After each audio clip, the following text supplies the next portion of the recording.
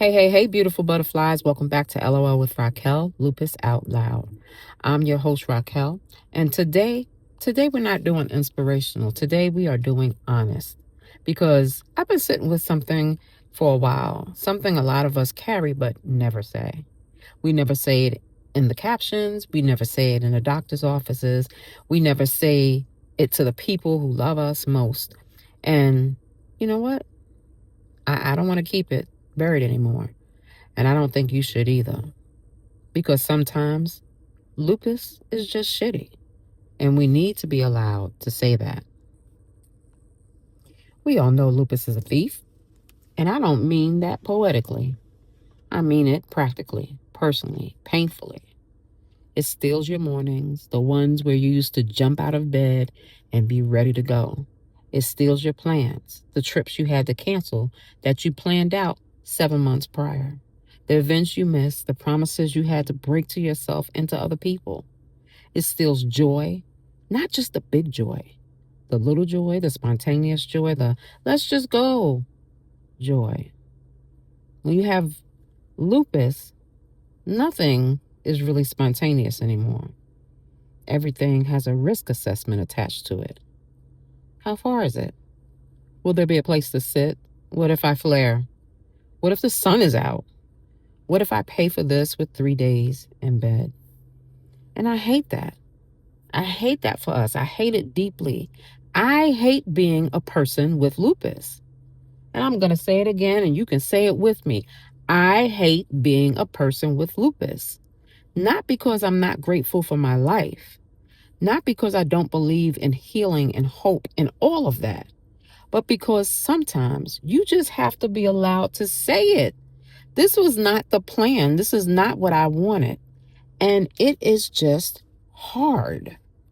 When you get diagnosed, nobody tells you that you're going to grieve. Not once, but constantly. Not in one tiny season, but constantly. You're going to grieve over and over every time lupus takes something new. Every time your body draws another line, every time you look in the mirror and don't quite recognize yourself, not because of vanity, but because the person looking back at you is carrying so much that you never signed up to carry. We say it to each other in DMs. We say it in the support groups. Yeah, we say it late at night when nobody's watching. I miss myself. I miss who I was before all of this. I miss the version of me that didn't have to fight her own body just to get through a Thursday. I miss myself. Those 3 words hold so much grief that we don't have language for it, and they deserve to be said out loud. That grief, the grief of missing yourself, is real. It is legitimate. And for too long, we've been burying it, stuffing it down, calling it weakness, when it's actually the most human response in the world to losing something you loved, yourself. And baby, you loved your life. You loved your energy. You loved who you were. You're allowed to grieve that. You're allowed to grieve who you once were. Now let's talk about feeling trapped, because that's a whole other one that we don't say. We feel trapped in this body that doesn't cooperate, trapped in a system that doesn't always see us, especially if you are a Black woman. Let me just say that plainly. A system that has historically dismissed our pain, doubted our symptoms, and made us prove our suffering before offering relief. Did you hear that? A system that has historically dismissed our pain, doubted our symptoms, and made us prove our suffering before offering relief. We feel trapped in the expectations, the expectation that we will keep showing up no matter how we feel. We're going to keep smiling, keep producing, keep being strong. And I need to ask, who decided that we were required to be strong all the time? Who made that rule? Because I didn't sign it. I didn't sign that contract. And I know a lot of y'all didn't either. We sacrifice quietly. We cancel plans and tell people we're tired instead of saying my body is in open rebellion today, and I don't have the energy to explain lupus again. We smile at the family dinner while internally managing a flare that would bring most people to their knees. We are standing in a room full of people and we feel alone. But we keep going because we don't feel like we have the permission to stop. And that is a trap. So I want to open this up. This is the conversation we've been burying, and the stress of keeping it buried is killing us as surely as the disease itself. Unspoken grief doesn't go away. It just finds other places to live in your body, and our bodies have enough to deal with. So here's what I want you to hear from me today, from this community, from every butterfly out here doing the damn thing, even on the days it costs them everything. You are allowed to say this is hard. You are allowed to hate it.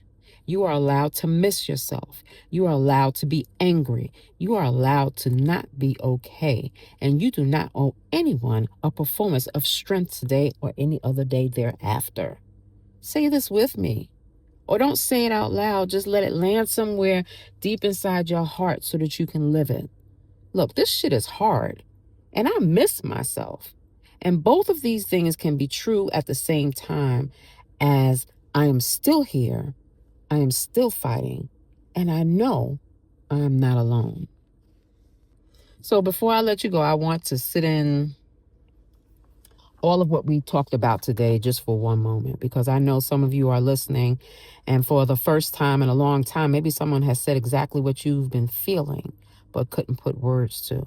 And I hope that's a little bit of a release, a crack in the door, a little bit of permission for you to release yourself. I built this community, Lupus in Color, because the full picture of living with this disease needs to be told. Not just the inspiration, not just the tips and the tools, but the truth. And the truth is, some days lupus is just shitty.